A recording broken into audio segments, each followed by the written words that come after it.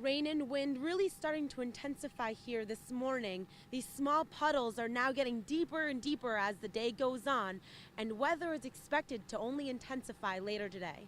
A 20-year-old woman is accused of hitting a man with her car and then driving off. And the man she hit, he's in critical condition at Rhode Island Hospital this morning. Hey guys, we're here in Gillette Stadium where the Patriots are getting ready to take on the Colts. This week's talk has been all about Deflategate, but Tom Brady's not letting it get to him. A Westerly man has been arraigned here at Superior Court after driving his vehicle over a flock of seagulls and killing some of them. Realtors are saying that the homes they're selling here in our area are helping out the economy. They're creating new jobs for people right here in Rhode Island. Following the Paris attacks, the French American School of Rhode Island will be implementing tolerance within their school.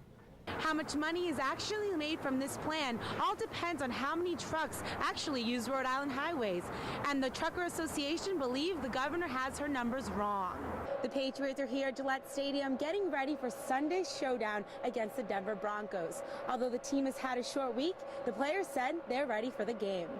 A branch like this, very easy to break, and the DEM is asking all of those who find the deer to try and remove the collar, because if he gets stuck on a live branch like this, it'll be a lot harder for him to break free.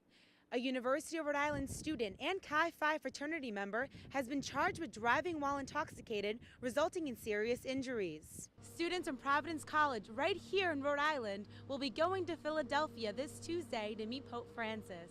What we're watching now, this morning, a section of Orange and Chapel streets in New Haven is back open after police and fire officials shut it down last night due to a safety hazard.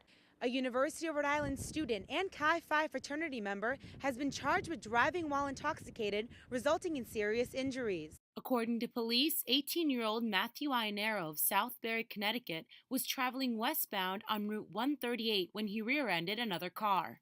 According to police, the Chevrolet Cobalt driven by Ionero had heavy front-end damage after it hit a Honda Accord at high speed. Officers said when they arrived, Ionero showed physical signs of being drunk and admitted to consuming alcohol at the Chi Phi fraternity house prior to driving. You're not just putting your own life at stake, you're putting, if there are other people in the car with you, or just all those who are out on the road. Ionero's passenger, identified as another Chi Phi fraternity brother, was seriously injured and taken to Rhode Island Hospital. In early October, the fraternity had been placed on disciplinary probation following an incident with URI's football team. As a result of the brawl, 3 fraternity members were sent to the hospital, and a total of 6 brothers were injured. 2 URI football players were arrested and charged with disorderly conduct. I've heard some things about this fraternity. I'm not really sure if I'm surprised. In a statement by URI, the Chi Phi fraternity has been placed under emergency suspension and ordered all operations to be stopped. National Chi Phi has also issued an emergency suspension of the fraternity until further notice. In the coming weeks, the university's judicial system will be deciding on any further disciplinary actions against the fraternity. In Kingston, Ali Herrera, NBC 10 News. As historic Wickford continues to expand, the once spacious town hall is now overcrowded and a concern to town officials. It's tiny, it's packed. You saw the basement. Just the storage alone doesn't fit. After a complaint was received on the difficulty of accessing the building, Tedeschi assessed the building structure. There are always piles of the brick that are disintegrating. And at some point you have to address it. I've said that I would love to come down with a spoon and dig my way out just to prove it. The town hall has safety, mold, and accessibility issues, which can be hazardous to employees and town residents. So again, imagine if you're coming through trying to get yourself through on a wheelchair. Town officials aren't just worried about the building.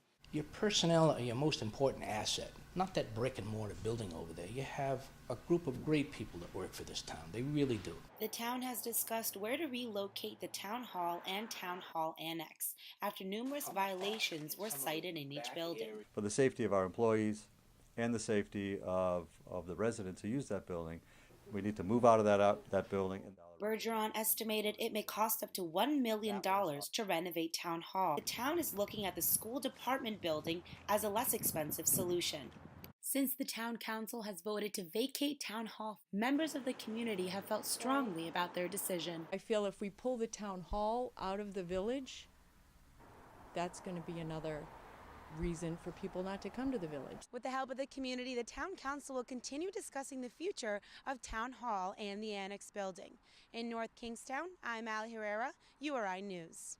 Well, if heavy rains wasn't enough this morning, a lot of commuters had to deal with flooding on their way to work. It's brutal. Like many other commuters, John Herring's trip to work on Wednesday was anything but dry. Downpours made it difficult for commuters to drive and even see. Drivers did what they could to stay on the safe side. For the most part, people are doing the speed limit, and so that's good. Going slower than normal. But yeah, there's some standing water and stuff that we had to drive through that was a little dicey. Water like this, drivers hoping they don't get stuck in the flash flooding. As we headed from Warwick to Coventry, our view from the passenger side a difficult one. Heavy rain making it hard to see the road. Although some streets were not severely impacted, others were. Rushing water could be seen on the streets, and drivers tried to avoid puddles near the curb. The water looking like waves when cars drove by. Ali Herrera, NBC 10 News.